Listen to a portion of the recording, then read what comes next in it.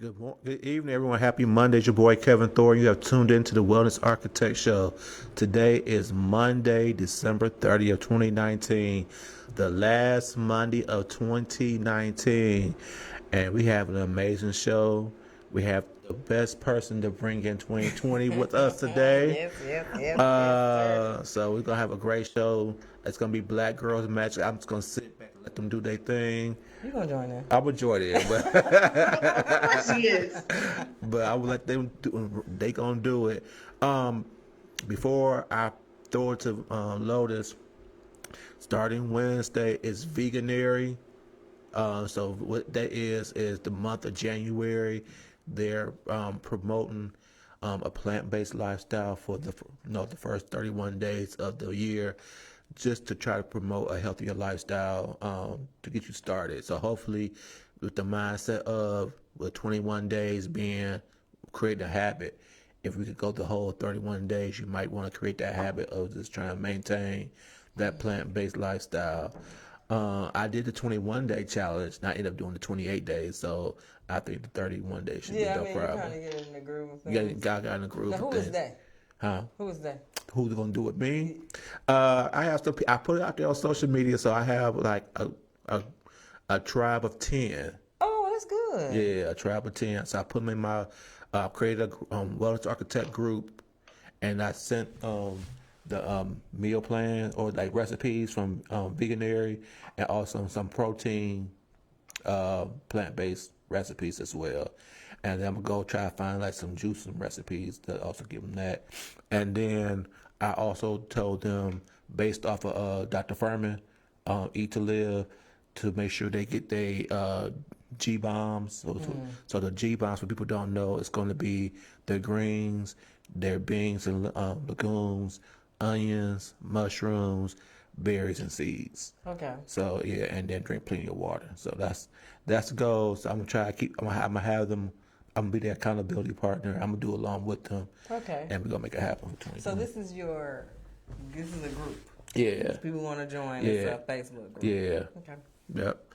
So with that being said, I have my lovely co-host, Miss Lois Richey. How are you?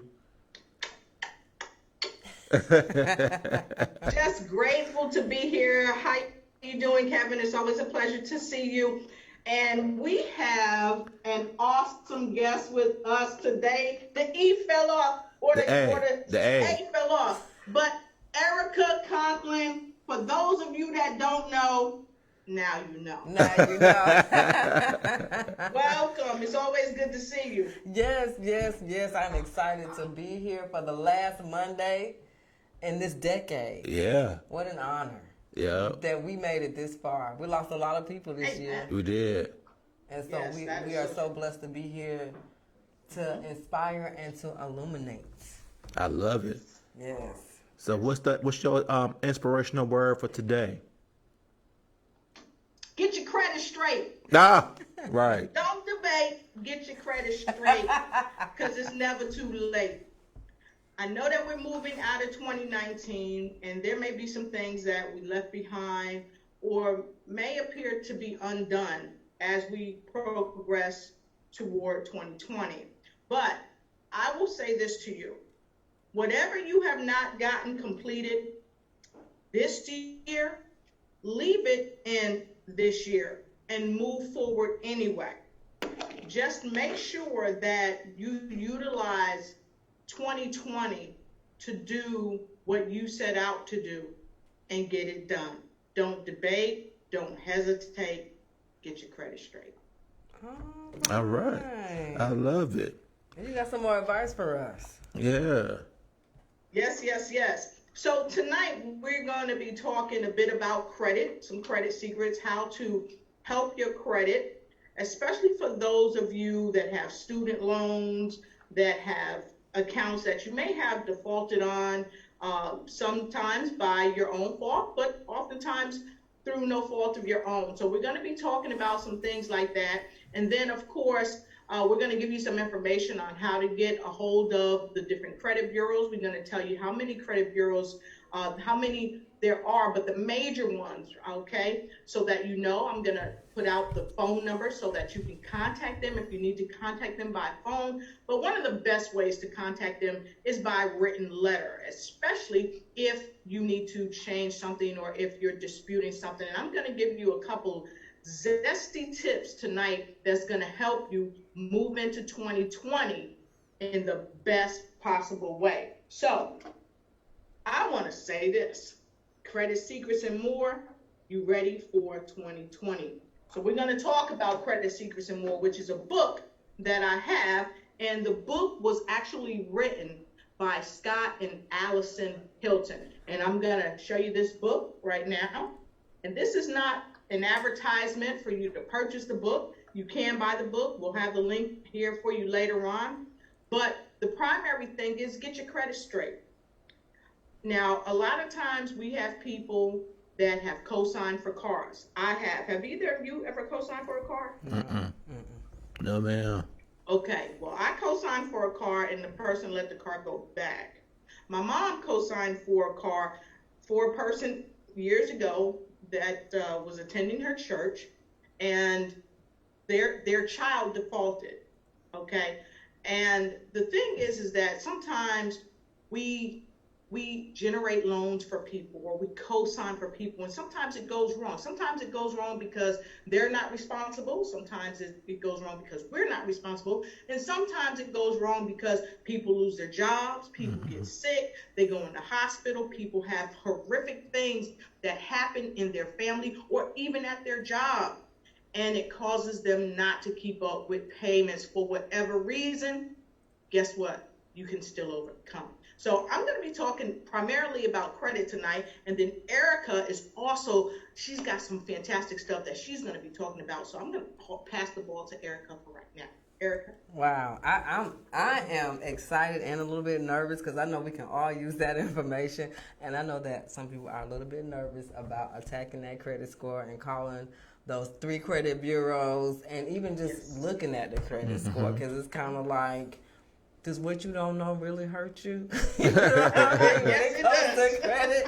Yes, it does. But while we're on the subject of just being, using our finances wisely, I just wanted to touch upon, I got and it's my fault, I got the dates incorrect. So I was thinking about how people could save money and, and so I made a few gifts with herbs. And I thought, well, what's the best way to give a gift from the heart? And for whatever reason, people really like when you make stuff for them and give it to them. Like, I'm totally surprised by this. And so I thought, well, it's a good idea to share some tips, just starting off about how to, since I already made them, might as well share them with you,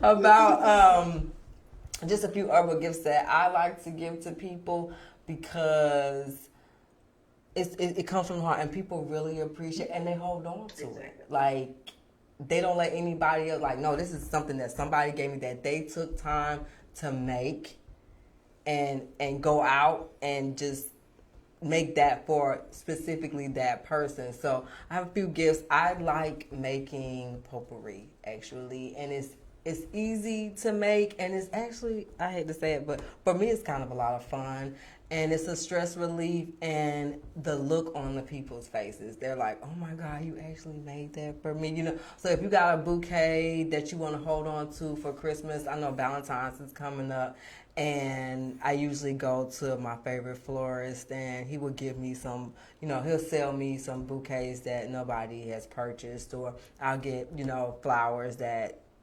nobody, they just kind of getting ready to go batter. And I will either put them in the oven or I will lay them out in the sun if it's not too windy, or you can put them in the oven on the lowest possible, how lowest, some ovens aren't warm. You leave them in there for like maybe a couple of hours and let them dry up. And then I'll go to the herb stores and I'll get mix and match herbs together and create a scent. And once you get kind of used to it, it's cheaper than going to Macy's or, buying somebody a gift card that they may or may not keep up with, or, it's frugal. but at the same time it's heartfelt, and it's not. And then I get these dishes, these pretty dishes, from your local. They're either at the dollar store, or Dollar Tree sells a lot of these things, or I go to my favorite thrift shop, and this dish cost me like maybe $2 or $3, and then I put like a beautiful display of flowers, and this is my rose spice. So it has roses, it has bay leaves. How many got bay leaves sitting around the house? It's got rosemary in it. I went outside in my mom's garden and I got some pine off of her tree, and I got some lavender. So it's roses and lavender, and real good. It smells delicious. And if you want, you can even throw this in your bath water. So it has a twofold thing. For my fellas, I make a caraway, anise, and orange spice mix.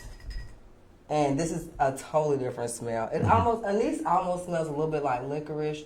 And I got some cinnamon, and I cut up an orange, and I put the orange in the oven for a little while, the orange peels. And my God, if you put this, now you can make a tea out of it, and it's good for digestion at the same time, and flatulence. And it helps with a lot of digestive issues that people have, constipation. It'll clean you up. But it'll also give you a clean smell in your room as well. I used to get this for my dad.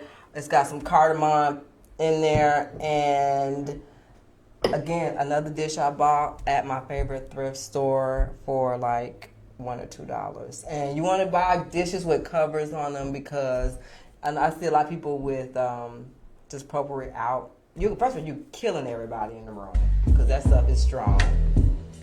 And then you want to keep it covered because it lasts longer. It lasts a lot longer. And I have sashes. So I give people like a lavender. You could come up with a theme. So I have like a relaxation theme. So I might give them some potpourri, and then I'll take some herbs and I'll put it in a sachet. And this sachet is so easy to put together. Like, it's super easy. I don't sew like that, but I mean, it's just so easy to sew. And then you can put it like in your drawer to make it smell good. A lot of people who have like teen or sons, or even your daughter who's an athlete, and they got like some funky drawers or some funky, what is this, the laundry baskets. You can put these in the laundry basket. You can put these, if you like, a lot of women put them in their underwear drawer to make the underwear drawer smell fresh. You can put that in there. And so I just give them one of these to put in their drawer. Put wherever. You can put it in your car. You can let it kind of hang in your car. Put it somewhere where when you come in your car, it'll smell good. And then you can also put them either in a muslin bag. And these are fairly cheap. They're like, I know at Mother Nature's Market in Tucker, they sell them like 50 cents. And you can get these, and then you can actually put this in the tub as well. And so you just put it in, you tie it over the spigot and let the water run. And then your water will come out. And then this has rose and lavender in it too. So if you like lavender, most women like rose and lavender. So I just get a rose and lavender mixture. So this is rose and lavender. The sash is rose, lavender, and lemon verbena. So you can also just take out the herbs that's in here and put it in your bathtub as well. You just want to have a relaxing day. You can also put a muslin bag and then a tea bag. And I got this from Seven Nanda. And it's like you can iron the top. So you put your favorite herbs in there. If they're not that pretty, because some of them are not for display, but they still smell good. So you can put this in, this is a tea bag, so you can just throw it whenever you want to have a relaxing day. Then you can take some lavender and make some lavender water. And then you could like boil some lavender in some water, add a little alcohol. When I say alcohol, I mean like 100% grain alcohol, not like rubbing alcohol. I don't know what that would do, but The 100% grain alcohol is what is normally suggested in potpourri. And then I just took some lavender and I let it sit in some oil, some vitamin E oil or grapeseed oil, almond oil, jojoba oil, and I just let it sit in there for like 3 or 4 weeks. And then I also have I actually have lavender essential oil. And you kind of want to, when you do a lavender essential oil, you want to put it in an amber vial because it'll eat through plastic. So, and the amber vial, want to put it in a dark amber vial to make it last a lot longer. I mean, Kevin, we're talking about, people who have sensitive skin. This stuff is perfect for people who have sensitive skin because a lot of people can't wear perfumes. A lot of perfumes have estrogen mimickers in them. It irritates the skin. It offsets your glands. Your glands don't really too much care for that perfume. And then it messes with your sinuses. A lot of people have sinus issues because they're using all that we're not going to call out any manufacturers, but you're using all that stuff that smells crazy in your laundry.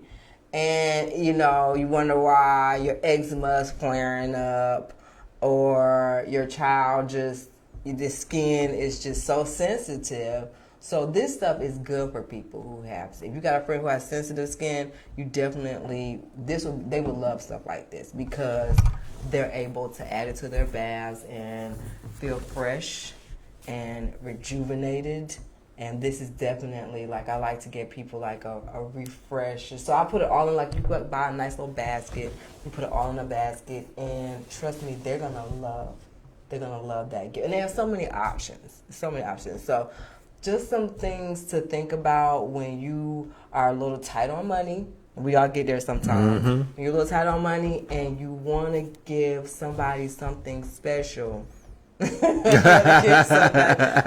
special. There's just a few ideas. And Kevin was asking about where I go to get the glasses. My favorite place would be, it's a place called Cheaper by the Dozen.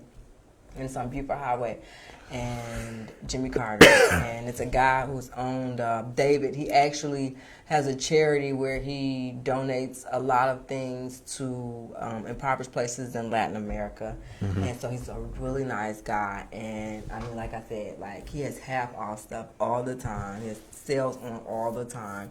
And I just get some really nice stuff out of there that people would not even think that, a lot of people kind of stuck their nose up at thrift stores. But I love going bargain shopping. It's one of my favorite things to do. It's not like I can go to Target and Pier and all these Pier 1 and all these other places, but it's just when you go places with someone in mind, the things that jump out at you is specifically for that person. Right. And I would second guess myself sometimes, maybe they're not gonna like this, and when I give it to them, they love it.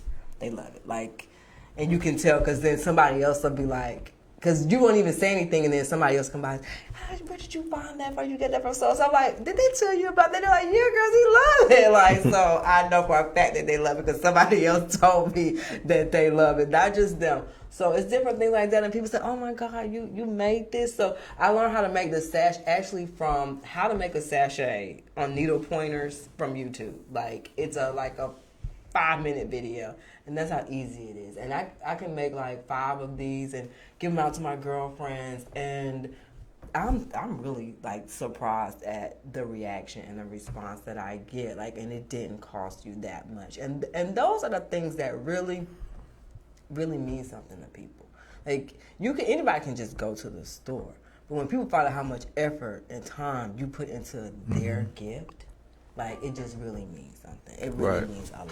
So I know Christmas is over, so what? But it was almost time for Valentine's Day. It's almost time for Valentine's Day, and I mean somebody's birthday's coming up soon, or you and your girlfriends are doing something. It's just a nice touch to add to anything, any occasion, anytime somebody. And we're going to talk about our 2020 intentions, and that bringing that gift and giving and receiving and allowing that circulation. So the more energy and the more love you put into something, it's almost like how much it costs doesn't even matter, because it's like the spirit, God, recognizes that effort, and you get double for it. Trust me, you get double for it. Absolutely. So just want to put that out there and just give people some herbal gift ideas, all the different things that you can do with herbs and essential oils. I do have to do a shout out to doTERRA because it is therapeutic, and it's like where you would use 5 or 6 drops in a store brand. It's only like you really don't need like 1 drop of there. So it's super strong and it's therapeutic, and people can actually ingest it. But a lot of them you can actually ingest. So I think that's, since we're on the wave of financial, being financially wise and prudence, then I think that was just kind of a, just something to let people know, just something to throw out there for the 2020. For the 2020. I just wanted to interject right quick because I think that Erica said, now these are some gifts that you can go out and get for people, and it really takes a lot of thought. And then she also said that she loved doing it. Well, I just want to share with all of our viewers that about, a month ago, Erica and I were talking on the phone in the middle of her busy day, and we talked about this episode tonight. And she talked about wanting to go out there and do this for all of the viewers so that they could save money but give great gifts from the heart. So Erica, thank you, because you just knocked it out the park. And it kind of graduates us into the credit thing, because a lot of times during the Christmas holiday, even New Year's and Valentine's Day, birthdays, things of that nature, a lot of us go broke with the gift giving. And sometimes because it's so commercialized, a lot of us forget the real essence of why we are giving a gift.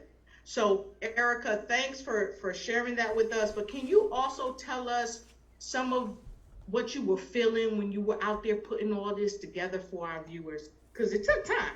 It definitely takes time, because it takes like 5 to 6 weeks to cure the potpourri.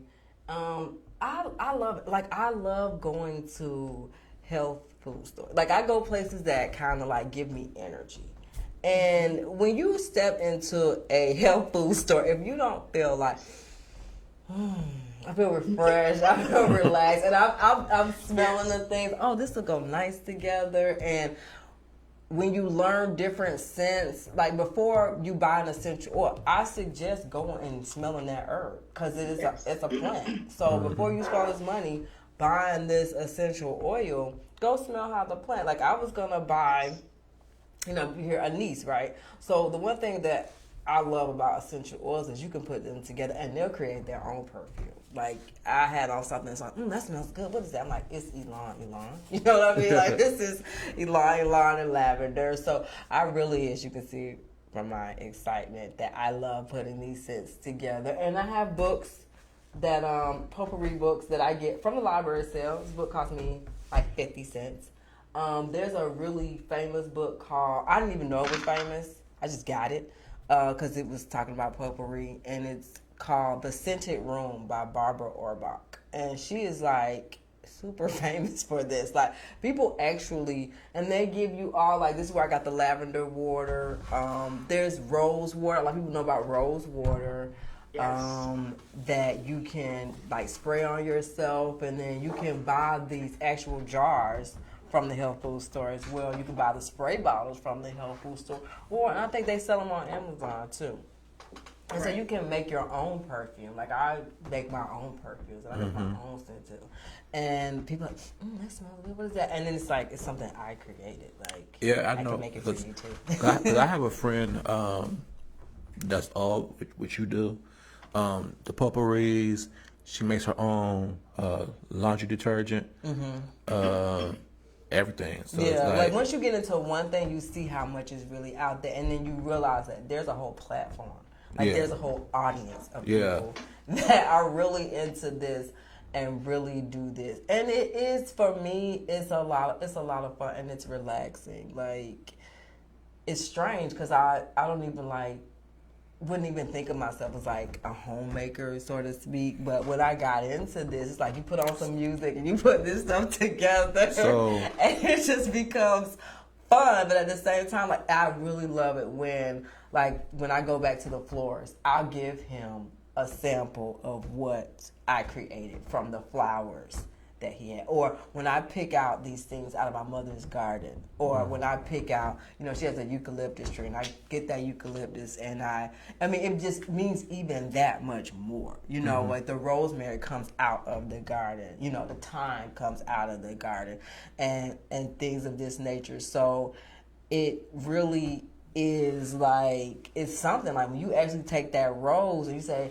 like my neighbor had roses in the yard, like, and it was just kind of like on the ground. I was like, hey, can I have your rose petal? Because I can make some really good smelling stuff with this. And then, what? Yeah, but somebody else's, you can do something with it. And it seems like it's trash. These oranges, they've been sitting in the fruit. Nobody's going to eat them. Fine, make orange juice out of the orange and then use the peels. And you can even my mom usually puts the peels in the drainage because it makes the drain smell good. You know what I mean? Like if your drain really stinks, you can put orange peels in there and just kind of like leave it in there. Or you can, if it's a strong smell in the room, put them in some boiling water, and then you can actually drink that water. You'll have like orange water. Like it'll taste really good. So it's so many things that I think that we take for granted that can be utilized in so many different ways. Yep. And you mentioned one of my favorite spots, Savananda. That place is amazing. It's Savananda Natural Foods. For some of you that may not have heard of the place, it's in Little 5 Points. Go ahead and get your pen and your paper, because I'm going to give you this number, because every time I come to the Atlanta area, I make sure I get there. But this past time, I didn't get there. So, Erica, when I come, Kevin, when I come, what's up. You know where we going, right? Right. So if you want to go there, folks, 467 Moreland Ave, Northeast Atlanta, Georgia, okay?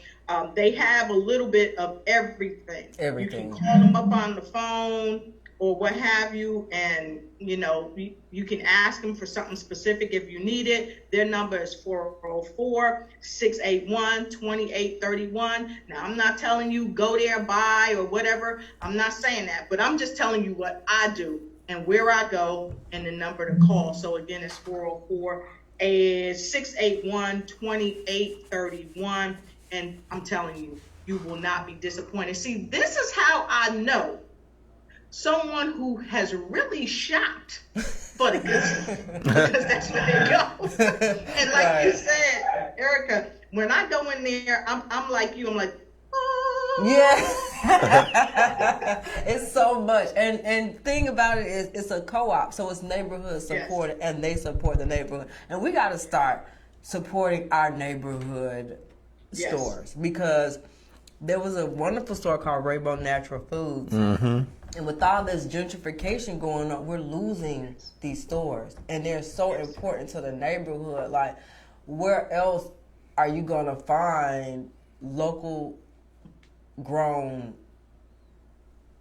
food, produce that supports the local farmers? Mm-hmm. That doesn't have all these pesticides and geoengineering on your food.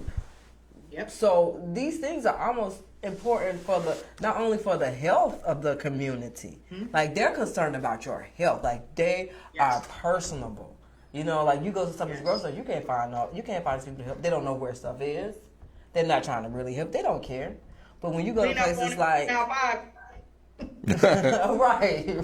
they don't care. And then they have a little bitty section of organic. It's like, well, what's the rest of the store? When you go to places like Savananda, the whole store is organic. You understand what I'm saying? Like sometimes you got to be careful with some things, but for the most part, what you get in there is authentic. And so we got to support. There's a place in Hateville as well. Mm-hmm. We got to support these stores because they're few and far between, and we're losing them fast. Okay. And for those of you that want the information, I've got somebody, they're putting the information out there for you right now. Another wonderful thing about Savananda, They have food on site, very healthy food, kale salads and things of that nature. Another thing, they have soursop leaves, they have black seed oil, they have almost every type of herb that you can imagine. They have it there. But this is the real kicker. This is the real kicker. And I'm gonna tell you this, but I already know Erica probably getting ready to tell you, but I'm gonna share it if she don't mind. The prices. Right. The prices are very, very reasonable. And I don't know how they managed to get the prices to be as reasonable as they do, but the prices are very reasonable. The stuff is fresh. I've never had a problem, and I've been going there for years. When I live down in the area, and even when I fly into Atlanta, I always go there. And if you want top-notch quality, do what Erica did. Go right there into the other places that she's recommended, and I'm telling you, you won't go wrong. Cannot. Yes, ma'am. Cannot. All right, ma'am. It's on you. Let's get on this credit, child, because we all need this. Okay, let's get on the credit, y'all. That's how we be approaching it sometimes. Let's get on the credit. We scratching our neck and doing all that stuff. But really, credit is really your friend. That's what I found out. Credit is your friend. And some of you might be saying, well, Lotus, what makes you the genius in credit? I'm not a genius, but I am an authority, and I'm going to tell you why. Because at 25, I owned my first home. I was a field engineer for Kodak. And I owned my home in an environment where most people, they were business owners, prior military, retired. So they had the moolah, they had their stuff together. I was a young person just still feeling my way, figuring it out. But I'm telling you that to say this. A lot of people are not progressing to home ownership because they have not been trained properly on how to progress to it. We are trained to go to school, go to college, get a good job, work, get a house if we can. I got a master's in business, but I'm gonna tell you one thing, they never taught me about credit. Now, I got student loans, but they didn't tell me how to get good credit. I had to learn, and I had to learn painfully so, because in my 20s and 30s, like I said, you know, I owned my first home at 25. What I didn't know was you can't loan people your mortgage money and think they're going to give it back to you on time to pay your mortgage. So I ran into some trouble with paying my mortgage on time. But thankfully, I have great parents and just mentors that helped me kind of get out of that rut. And I was able to save myself. And unfortunately, many of you know in 2009, they had a huge turnover where they had people losing their homes left and right because of predatory lending. And do any one of you know what predatory lending is? I was kind of there at the time because I worked for someone who was doing this and it just putting people in $500,000 houses, knowing that they really couldn't afford these houses. And so they just fell behind and they ended up in default or, you know, whatever you want to call it. And so it just really messed a lot of people up. But that's as far as I know about it. Yeah. And that's right on point. That's what was happening. And so many companies were doing this. The company that I had my mortgage loan through, they were also doing it. And you will find a lot of companies that were buying and selling off loans and just doing all kinds of stuff just to get people in the homes and not really focusing on their credit. I know a few realtors right now. Donna Carlock, she's out of Douglasville, Georgia. I love what she's doing with people right now. She's running programs to help people get homes, but what she's doing is she's sending them to a lender so that they can do a credit analysis. And a lot of times people think that they're not credit worthy of buying a home at the time, but when these people work with them, they find out if they are, if they're not. They don't just drop them off because they want to sell a house and they don't have the credit. What they do is they rally around them like a village and they say, okay, this is what your credit looks like, and this is what you want, and this is what you need to do. They give them a true schematic on how to get there. And tonight, that's what we're going to talk about. This is going to be a small schematic to help you get going to get your credit straight. Now, one of the first things you need to do, okay, is get all 3 credit reports. That's the first thing you need to do. The reason being is because you don't know what you don't know. If you don't know what your credit looks like, how can you fix it? You can't. Okay? Now, if you want to get your credit report, you can contact the major 3 credit bureaus. And the major 3 credit bureaus is, I'm going to give you one, Kevin's going to give you one, and Erica's going to give you one. The first one I'm going to give you is Equifax. I'm going to do Experian. I don't know the other one. I don't know the other one. And that's all right. And the thing is, a lot of us oftentimes don't know all 3 credit bureaus. And there are other credit bureaus, but we're going to talk about the 3 major ones. So we've got Equifax, TransUnion, and Experian. Okay? And get your pen and paper, and I'm going to give you the phone numbers. The first one up is Equifax. The number is 1-866-349-5191. And if one of the viewers, if you can, just put this in for me if you would. TransUnion, 1-800-916-8800, and Experian, 1-800-509-8495. Now, a lot of people don't really even know how to get the ball rolling. Well, today you can get the ball rolling because I've given you all 3 credit bureaus. Remember, Equifax, Experian, and TransUnion. I've given you all the phone numbers, and you'll see it down below. Okay? They are the 3 major credit bureaus. Okay? So, for several reasons, you may look on your credit report once you get it, and you may not even understand what's going on the paperwork that they send you. Okay? Now, let me back up a little bit. When you contact the credit bureaus, and you can contact them online, www.experian.com, www.transunion.com,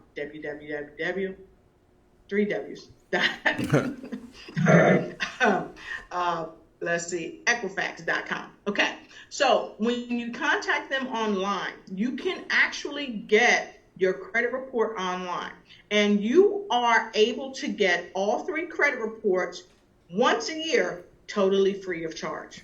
Okay, so if you don't have an email, please set up an email. You can go to Yahoo, Google, or Gmail, any of those, and set up an email.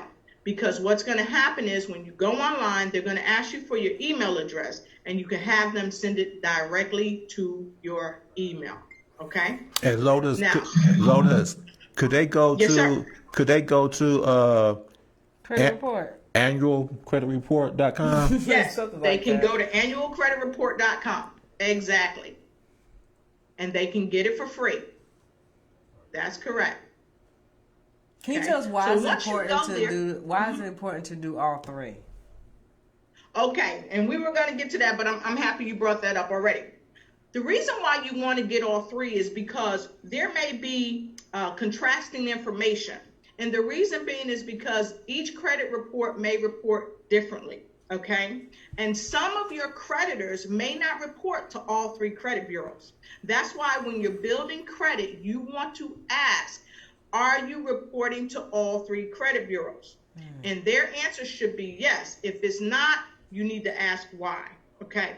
Now, some of you, I'm just going to put this out right now. I have a Capital One credit card, and I noticed that when I reviewed my credit reports, Capital One was not reporting to the credit bureau. I called them, and I had them for quite some time, a couple of years, and I noticed, they're not reporting. And I called them up and I asked them, why aren't you reporting? So sometimes you may have to do that. Even though they tell you they're reporting to all 3 credit bureaus, it is up to you to make sure that this is happening because it can help or hurt you. Okay? So that's some of the reasons why you want to make sure that you pull all 3. Because you may have, let's say, a 680 on Equifax. and you may have a 690 on Experian, and then you may have a 700 on TransUnion. And you look at it and you say, what's going on? Well, they may be reporting differently. And this is another quick thing. When you pay your credit cards, you may say, well, I paid this already. It's been 30 days and they don't show a zero balance. It takes time.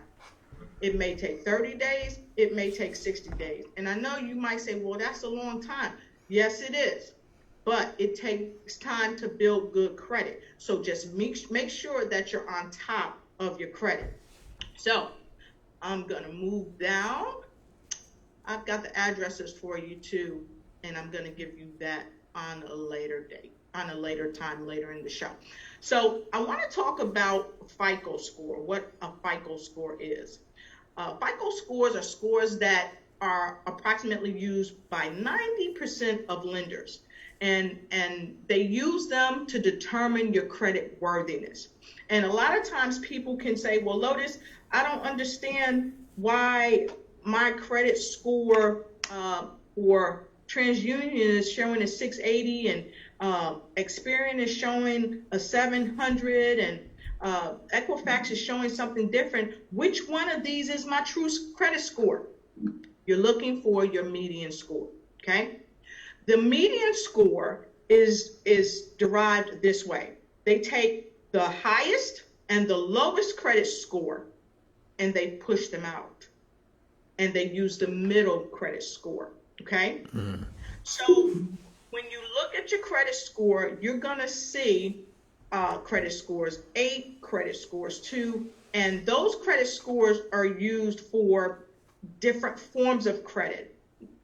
One credit score, like a credit score 2, it may be used for a credit card, okay? And they're going to look at that particular score to see what it is. Even when you get car insurance, a lot of you may not know this, but they pull your credit report and they want to see what that score is to see if you're a good risk, because that's really what people are looking for when they look at your credit score. They're looking to see what type of risk you are, okay? Now, I want to say this, and I think a lot of people have become aware of this.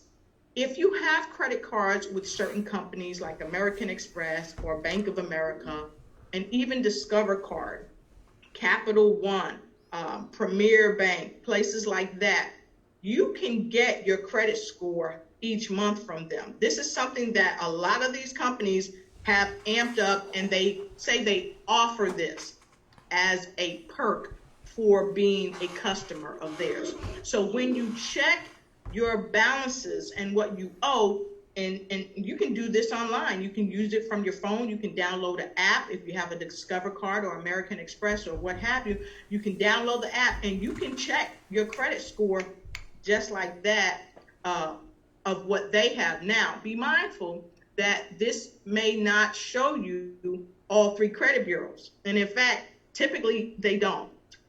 What they do is show you the credit score that they have from the bureau that they report to, okay?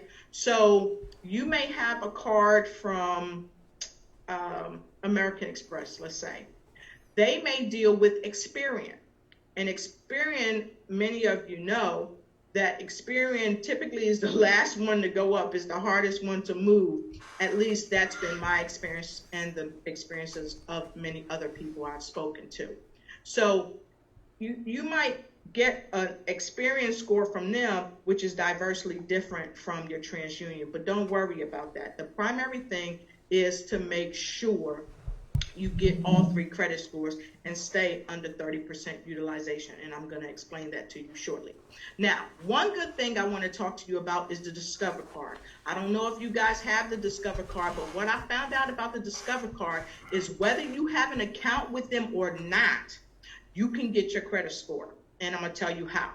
What you do is you can go to creditscore.com. You will have to create an account, and you're going to have to provide your social security number when you go there.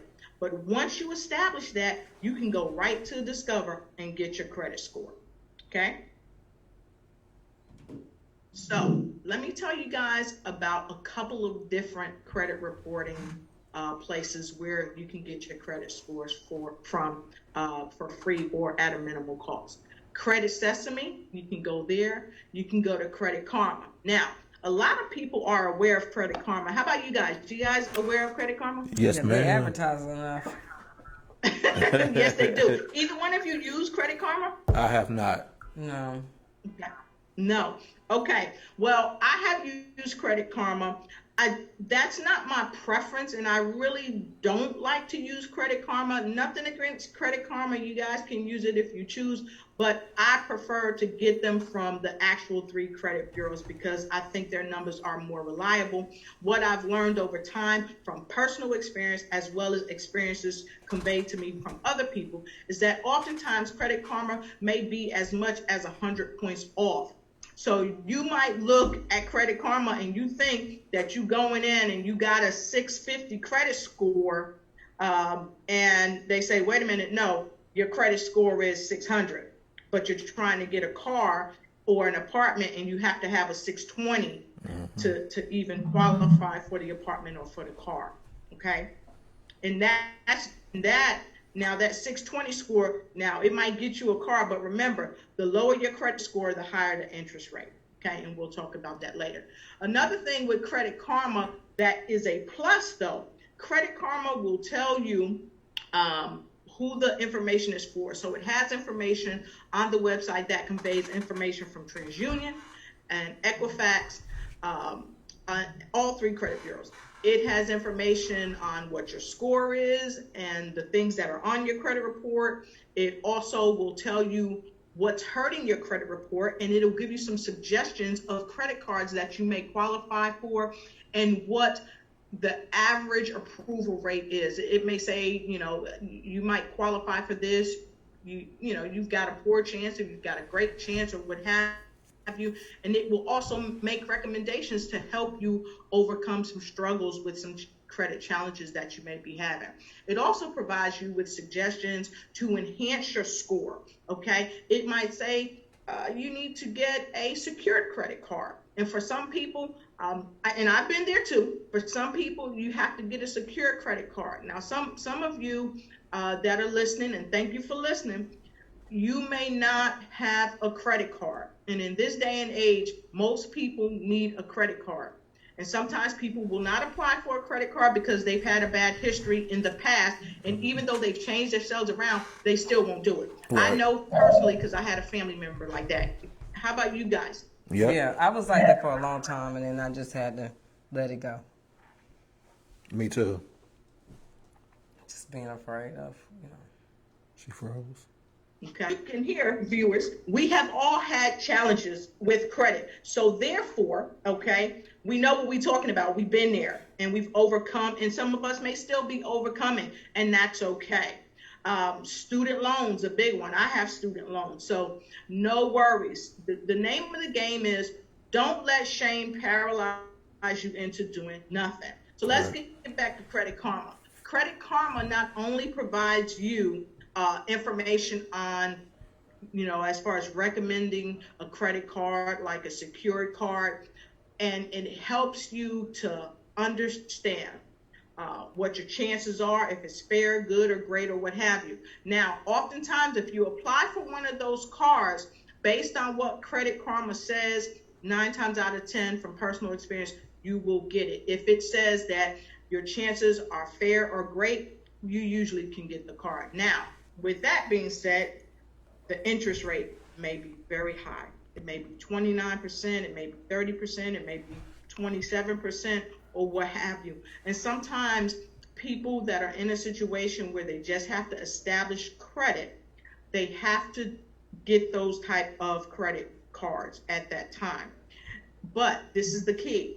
If you get that credit card and you maintain a good history with them and stay under 30% utilization, it usually works out very well for you. So some of you may be asking in your mind, what credit cards could I possibly get that would work for me and that would help me? Capital One. Capital One is a good credit card to have.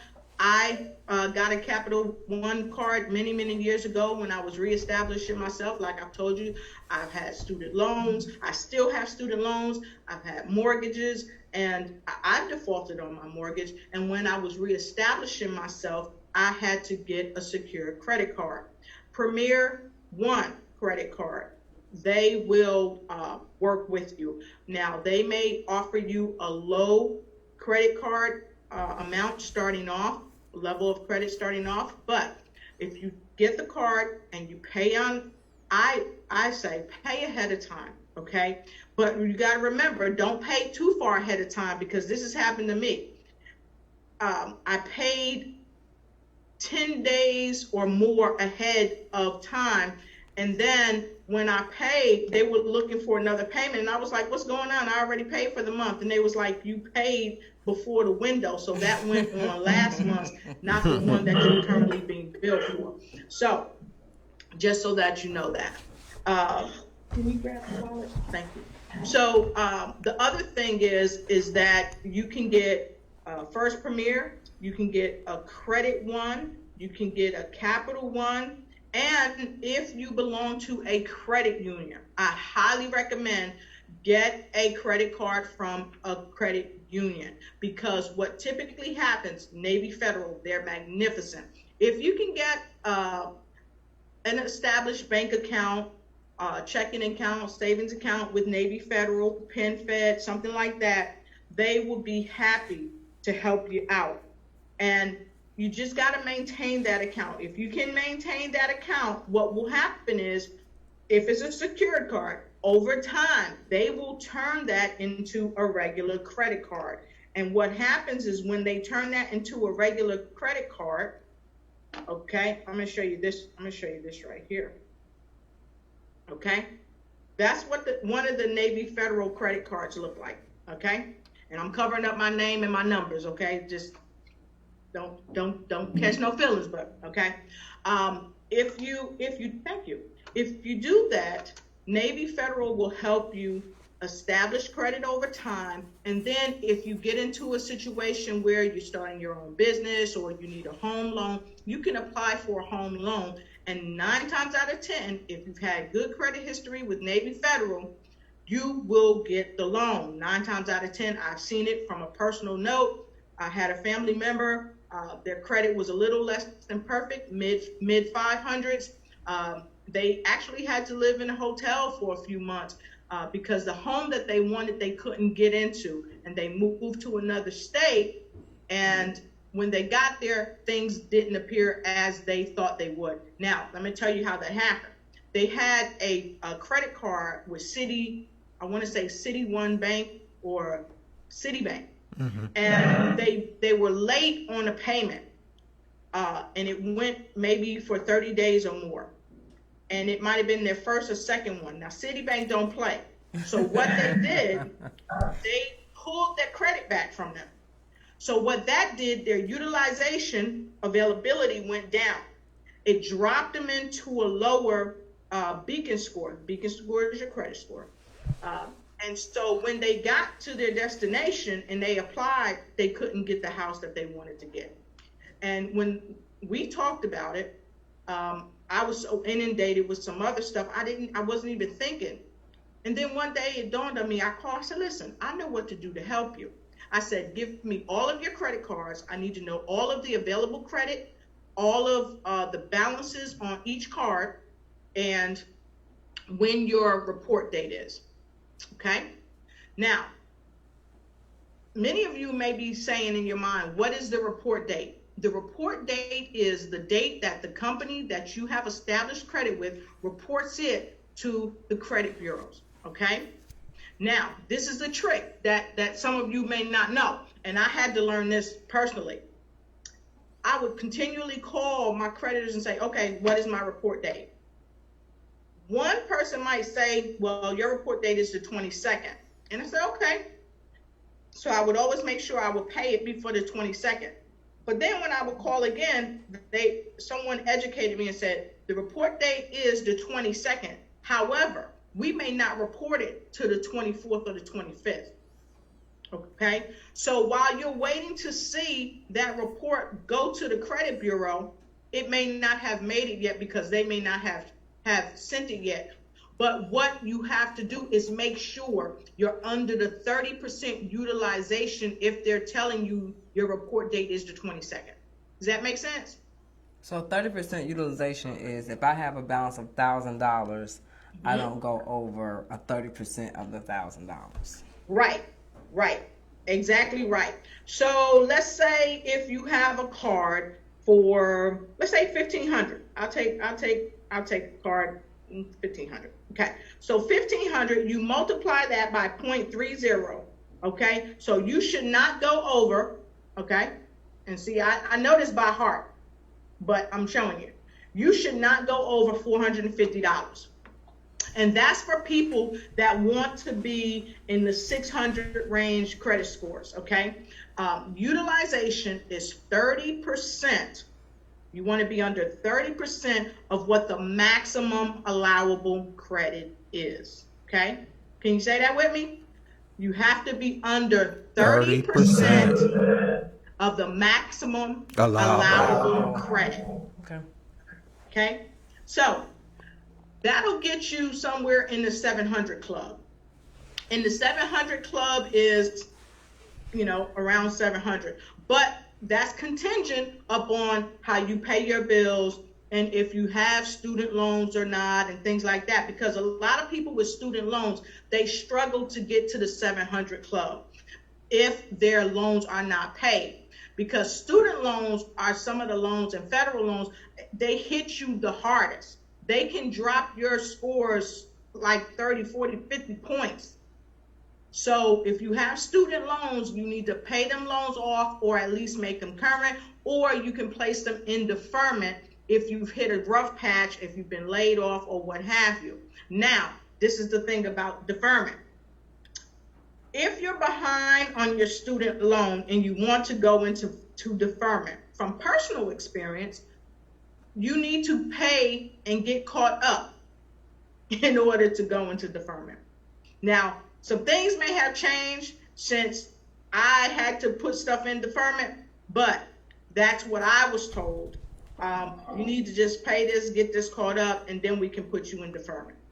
And deferment is great, but while you're in deferment, you need to be establishing a strategy so that you can pay before you come out of deferment is my best bet to you. And those of you that are currently in college right now, I would suggest start paying your student loan now.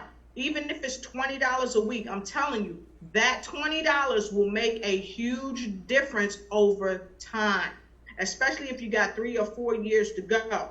Now, when I was overseas, I was paying almost $600 a week in student loans. And I was paying another $500 and something in student loans out of my pocket. Now, the first student loans, I was sending that automatic draft out of my check. When you send it automatic draft out of your check, you almost don't miss it. So if you could set that up, do that. So I was paying that and also paying out of my pocket for my doctoral degree. So that was about over $1,100 a month in student loans. And I did that for the duration that I was overseas. Now, when I came back and things changed, okay, that over $100,000 a year, I wasn't making that anymore. Some things changed for me, okay? And if you miss one payment, they're gonna be knocking on your email door, okay? Asking you, hey, you need to get this straight. And they do have people that'll work with you, they'll help you get through. But you gotta remember, student loans is not something that's not gonna go away. Most of the time, people, even if they file bankruptcy, you can't write that off in a student loan. Now, you can do student forgiveness if you work for the school system or what have you for 10 years, but who's to say you wanna work for the school system for 10 years? And they have other programs out there for forgiveness, but be mindful. If you default during that process, it goes right back to where it was. They're going to be calling you, emailing you, doing everything they could do because you're going to pay for that student loan. Okay? I just want to let you know that. Now, let's get back to utilization. Those of you that's trying to get into the 800 club, the 800 bracket of credit. You want to keep your utilization under 10%. So it goes back to what Erica said. So if you have a credit card for $1,000 and you want to keep it under 10%, what should they pay? Where should they not go over, Erica? 10%, $100. Okay, so you got it. So I would try to stay at like $80. And many people who have excellent credit typically don't overextend themselves in credit.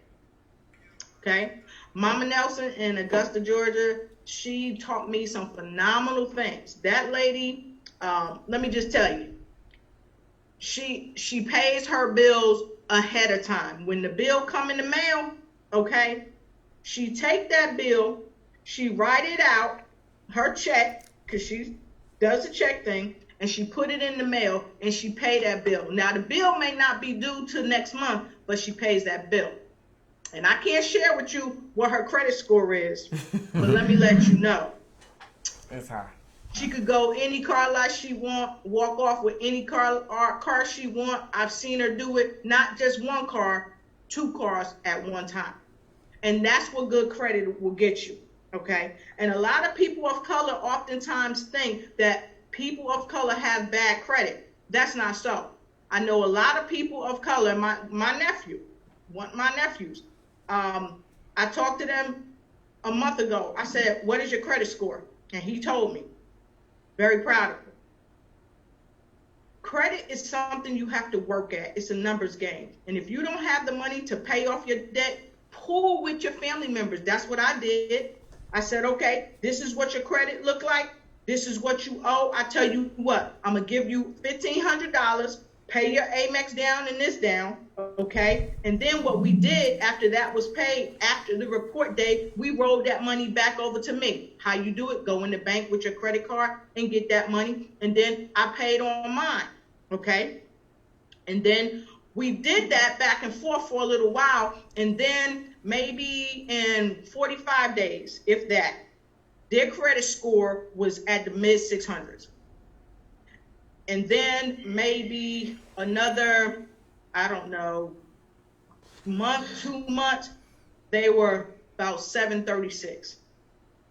Because it's a numbers game and you got to stay under the utilization and pay them on time. I'll tell you guys about my mom. My mom has property, cars, and everything. But she said to me, I just don't deal with credit cards no more. She said, I used to, and I just don't. And I said, Mom, you need a credit card because if you don't have a credit card, what if you want to rent a car? And my mom said, well, I just use my bank card all the time. Well, you guys know several years ago, what they started doing for people who were renting cars, they would charge them an extra charge, a deposit, $250, $300, $500 deposit for a car that you might have one day, because you didn't have a credit card.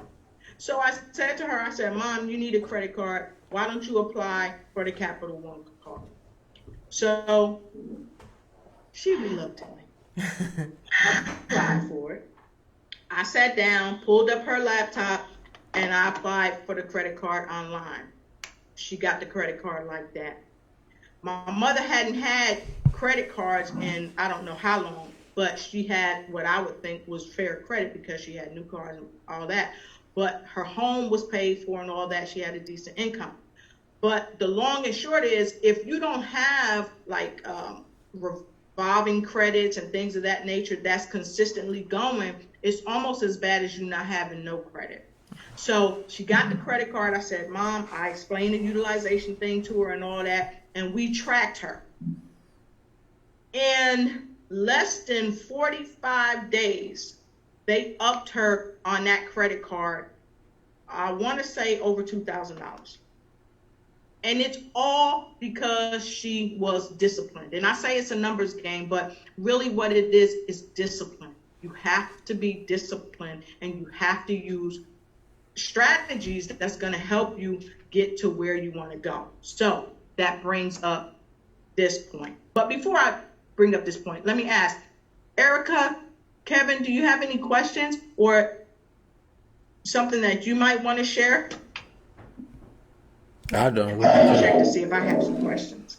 No, there are so many tricks to the credit card thing because, like you said, they want you to have the 30%. Like I have a credit card, I haven't utilized it. Is that hurting me if I don't use it?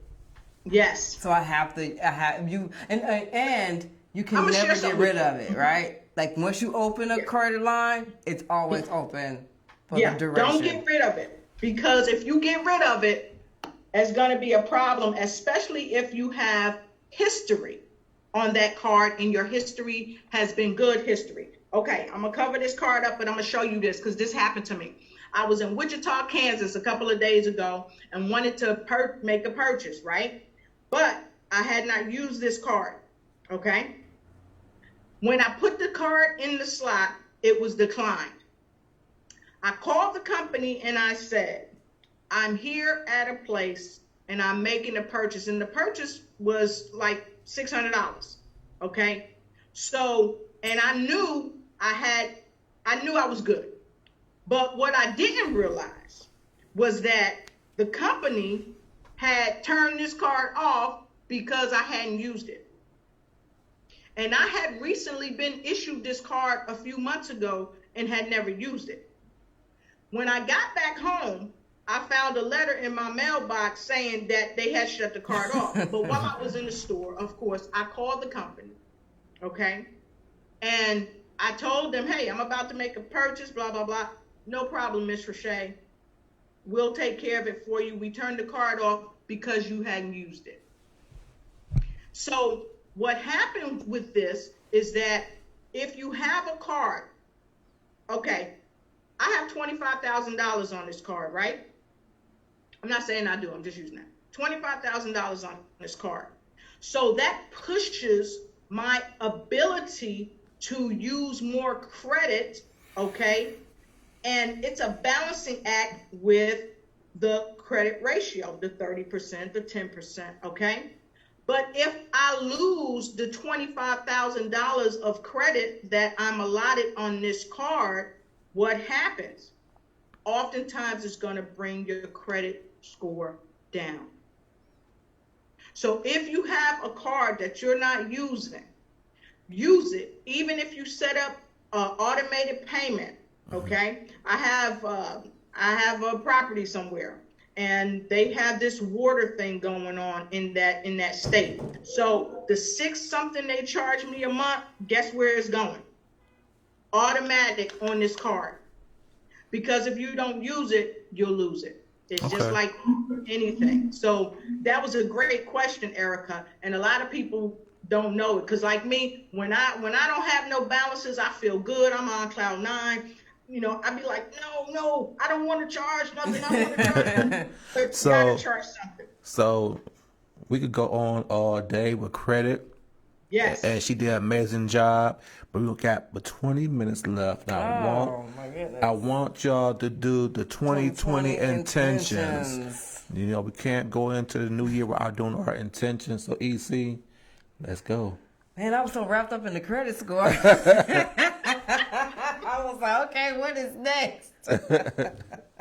So, I mean, you know, maybe our intentions should be at least to get started on tackling our student loans, our credit, and even just starting off just facing your credit score. You know, it might not, even if you say, okay, well, it may be just a 450. I don't even know if that's possible. I'm sure it is. And just say, well, when you get it, oh, it's not as bad as I thought it was. You know what I'm saying? Because 9 times out of 10, it's like going to the dentist. Almost like, I know the dentist for me. You know what I mean? The anticipation is so much more worse than when you finally get it done, and then you feel so empowered. You feel, and that's the thing that it's all about. It's all about empowering yourself for 2020. For the last 30 years, I mean, it's just do this, do that, so that you can be more. And that's all from the ego, right? We're feeding the ego. Society's drive is to feed the ego. But when we're feeding the ego, the self is being neglected. And so it has cost even people who appear to be successful. It has cost them because they're not coming from self. And it's gotten to the point where I think people have forgotten how to get back to that. What that looks like. What does my truth look like? You know, you can see someone with that car that you want, wearing the clothes that you want, in the relationship that you think you want, I should say that, in the house that you think you want. And, you know, and as far as you didn't build that credit. You know, you don't know how hard that person worked behind the scenes to get those things. But because it appears a certain way, then it must be that way. Right. And that's not necessarily the truth. So I feel as though for this new decade, getting back to being, and what does that look like? You know what I mean? For it's individual for everyone, but we're so wrapped up. I think people just want to be YouTube stars, and they see all this advertising money that people are making, but you don't see the work that people are putting in. You don't see the sacrifice that these people are. You know, you got these child stars. Well, they're sacrificing their childhood for this. You know, and they're sacrificing all they can't play outside. I guarantee you they can't play outside. I mean, it takes me weeks to put this 2-hour show together. Now, imagine being on every single day. You know, what is that really? Do you really have what it takes to do that? Or do you really want to? What is important to you? You know what I'm saying? I see people who want, you know, they want these relationships that they see on television, and they don't know, you don't know what it's costing these people behind the scenes. And so it's all this, it's what's called smoke and mirrors. You know, it's all this glitter. And it's really no goal. We've forgotten what it is just to be. And a lot of times we feel like as though we need all of these external, and that is living from the ego. The ego holds on to separation. It holds on to this identity. It holds on to these titles to make yourself feel special. Not even realize validation. And I heard somebody say validation is for parking tickets. Absolutely. Because you have your own iris, you have your own fingerprint, you have your own footprint. If nobody else has that, like, to me, that's amazing. It's like 7 billion people on the planet, and your fingerprint belongs to you. That automatically makes you special. The fact that you are here at this particular time, I see, you know, even myself with this old soul, you know, people say, well, you were born in the wrong. No, I was born right here, right now, for a unique purpose. And my ultimate goal is to figure that out, to get to that, to live that out. Joseph Campbell says that, I don't believe that people are looking for the meaning of life. They're looking for the experience of being alive. And that's what, you know, why do you want this car? Why do you want this house? Why do you want all of this? You have to play the why game with yourself. What's your intentions by having these things? What is your intentions? And we got to get to even the definition. Maybe Ms. Rochelle, can you look up the definition of intentions for us? Yes, I'll gladly do that, but I will tell you this. Robert Greene, 48 Laws of Power, talked about people's intentions. So going forward, okay? Yeah. Remember this. It doesn't matter what a person's intention is. And Erica just said it. But it's what it costs you. So intention is a thing intended, an aim, or a plan. Okay? So it's the healing process of a wound in medicine. So remember that as you usher into 2020, things that has held you back, your credit, even people, they may say, well, I had good intentions.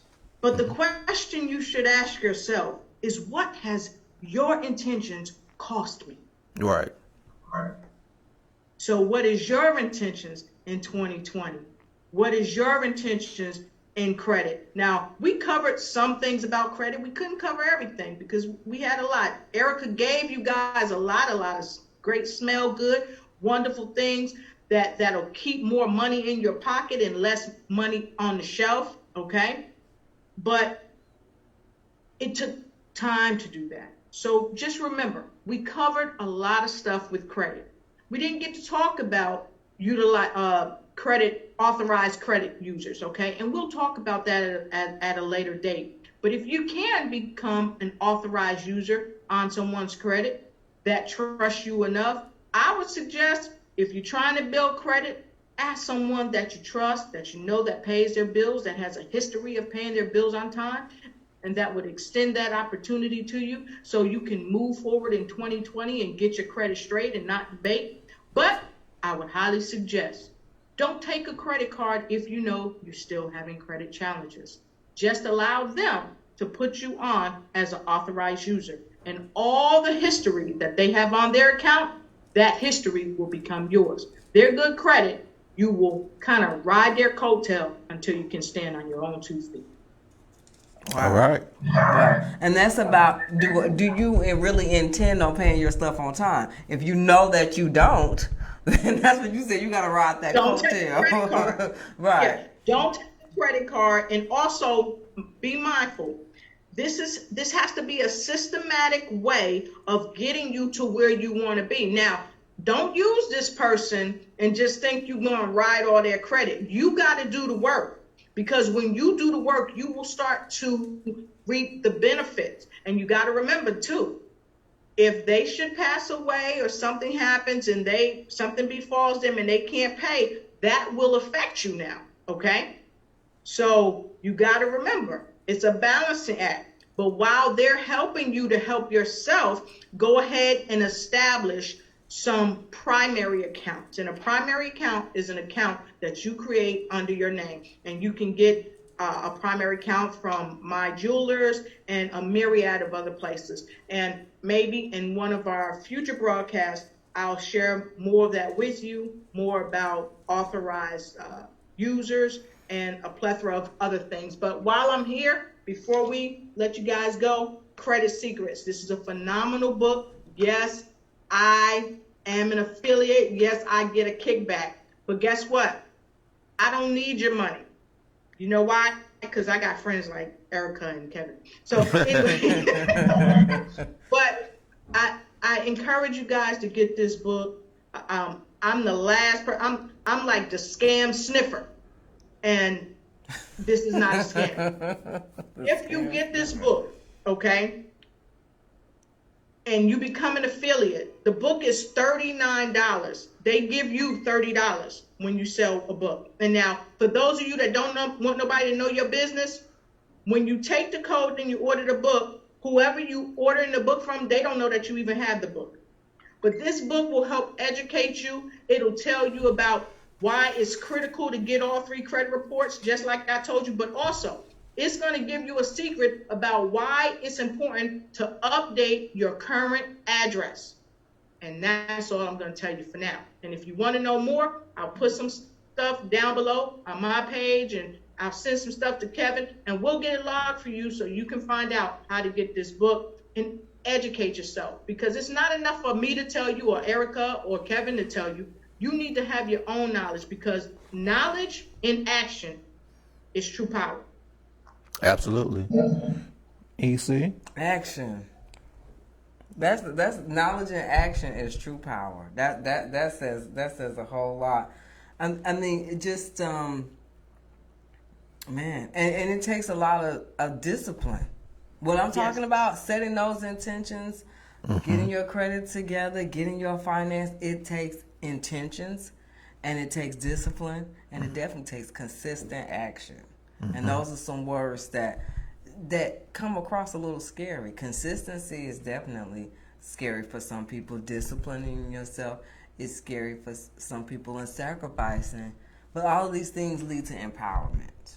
You know, you cannot drive that luxury car that you want to, but these are the steps in which you can take to get to where you want to be. And not, this whole thing towards doing things for the gram. I mean, doing things to, I don't know what the new word for flex is now, but I mean, it's a lot of flexing going on. Mm-hmm. It's a lot of that. And so getting beyond that, when your credit is not right, you see people out with a lot of fancy stuff. A lot of people, their credit is messed up. You know what I mean? Like they're the main ones who need help with their credit. And so, I mean, just building that, it takes some time, and it takes a little discipline, and it takes for you to be true to what you have going on. Right.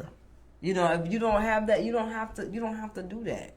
Get off of the social media, really, because it's more about projection and opinions than it is the truth. You know what's true for you, and if you don't, then there are some things that you can do to get to that. And so a lot of times, for me, getting to my truth is sitting in silence, mm-hmm. maybe separating myself from you can't hang around certain people, especially if you're trying to get your stuff together. Right. They want to go out, they want to spend this, and I got a group of friends that's like, golly, like, they are costing a lot of money this weekend. Like, you know what I mean? But if you try to get your stuff together, mm-hmm. you may have to separate yourself. You may have to bow out for a little while. Because, and I challenge people, just take this year out. Yes. This 2020 year out and say, you know what, 2021, I'm banging. But for now, I mean, if you do it just within the first quarter, yes. the difference that it can make. Because once you get into that routine, then you'll come back and say, you know what? It's more worth it. It was worth it. Mm-hmm. If we just really discipline ourselves and make that sacrifice. And if you give up meat for the first 31 days, you'll start the year off, I mean, cooking with propane. May I make one interjection? Mm-hmm. Because you said something very valid about cutting back. One thing a couple of things you guys could do. Take your lunch to work. You don't have to eat out every day. You don't have to go to Starbucks every day either. I have a friend, she used to go to Starbucks every single day, sometimes 2 times a day. That $5 and $6 and $8 and $10, the mochiatas or whatever, Starbucks is already wealthy. Right. And if you're trying to get there, going to Starbucks every day is not going to make you wealthy. You might like the environment and stuff like that, but it's not going to make you wealthy. Like Erica said, you need to be around people who are on the same frequency, who are going the same direction you're going, because they may find something out that you don't know and could share with you to help you boost your frequency, boost your credit score, boost your very way of life. Mm-hmm. And another quick thing that you can do is, we've heard talk of a imminent recession, right? Mm-hmm. Well, if you know that's coming, prepare for it so you're not caught, out in the open and you just bought this new car that you can't pay for now because jobs are going to cut back and you may not have a job. So how are you going to pay for the car? The car dealership don't want to hear that you can't pay for it. The mortgage company don't want to hear that you can't pay for it. So live within your means. And even if you have to go a little lower than your means, that'll be a great thing. One thing I learned about living abroad was that the Asian population that I lived in, because I lived out on the economy, they used every nook and cranny of where they lived. Smaller homes, but used every nook and cranny. So I challenge you, use every nook and cranny of your money to save your money and buy what you need. You don't have to go out and buy the most expensive sneakers like Jordans or whatever. Now, I got a lot of shoes and some sneakers from all over the world, but I don't own a pair of Jordans. And nothing against Jordan, but putting money in his pocket isn't putting money in my bank account. So you gotta rationalize that for yourself and see what's more important. Do you want to eat today and plan for years to come by just being a little frugal, paying your bills, getting good credit? Because this is something that I learned a few weeks ago. I heard somebody say this. Your credit is your calling card.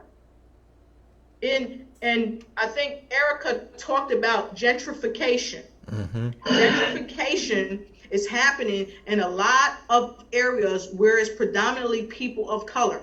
They're pushing our older people out, one, because they can't afford to pay the taxes.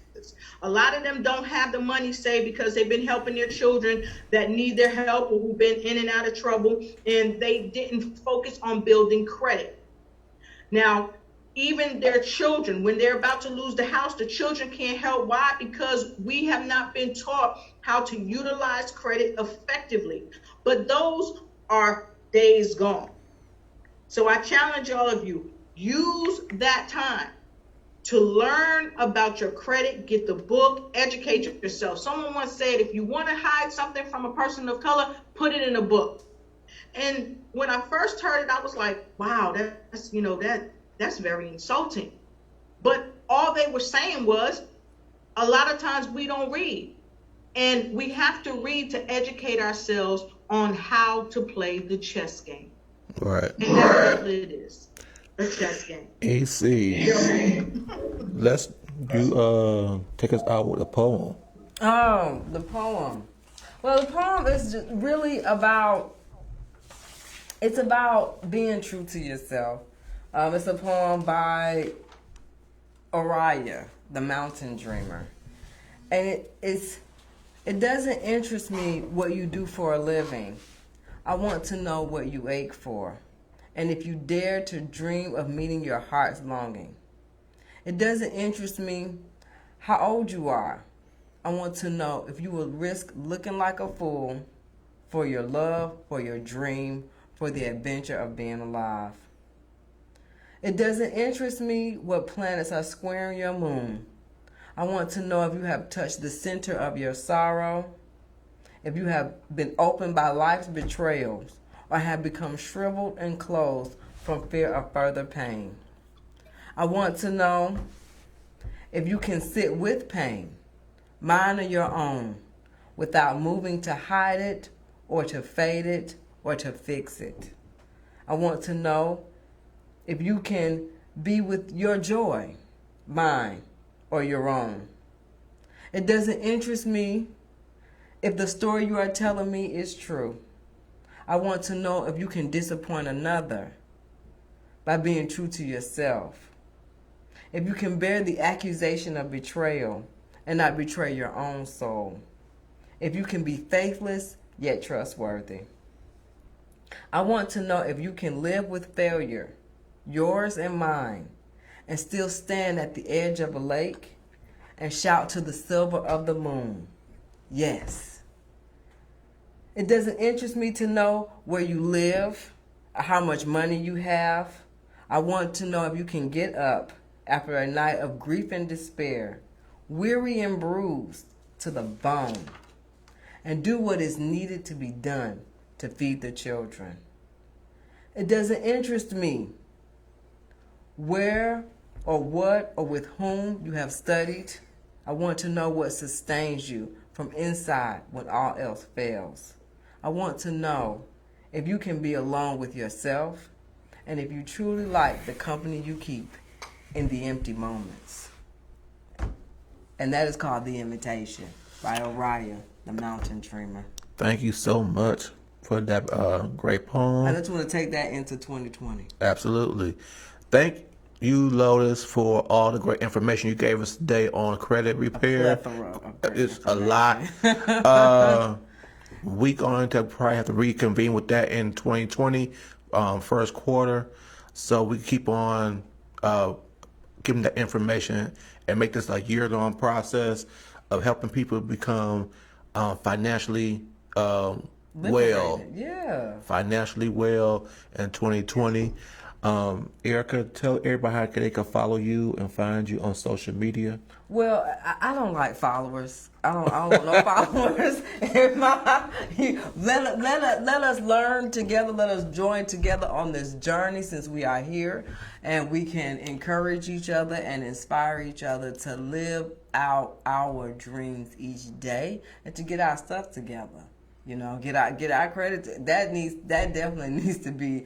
I want to challenge Miss Lotus Rashay to start a program, her own little group, and working maybe accountability type, thing where, because we definitely need this information. We're definitely shying from it, and we just want to live in the moment. And I say that is over with. Let's live right now, in the right now, to create a better future for ourselves. So I'm Conklin Erica on Facebook, and I'm Pretty Witty, PrettyWittyY on Instagram, and EMCLUV on Twitter. I know there's a lot of different things, but if you're on one of those platforms, you can join me there, and we can inspire, illuminate, and encourage each other. Absolutely. And before I let everybody go, once again, starting Wednesday is Veganary.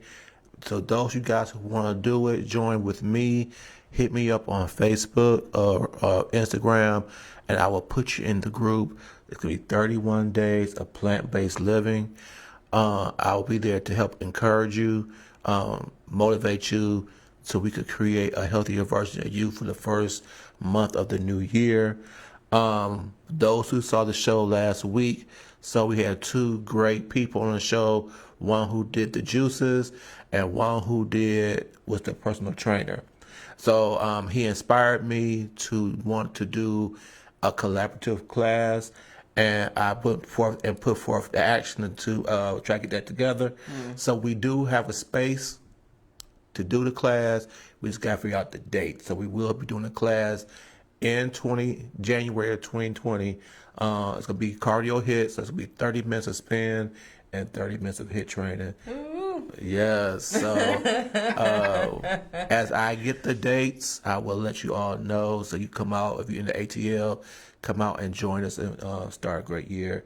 We got a lot of great stuff as individuals, but also as collaborative forces to really inspire, educate, and empower our community to be the greatest version of themselves, mind, body, and spirit, and financial. So just stay tuned, follow us. No, not follow us, but come join us. Join us. Yes. And our education of being our best selves, and hopefully you will enjoy the journey with us. So happy New Year to you. Oh, cheers to 2020. Happy New Year to you. The sparkling juice. And for you all, just to be great, be authentic, and be yourself. We are out. Peace. Peace. Thank you. Happy New Year.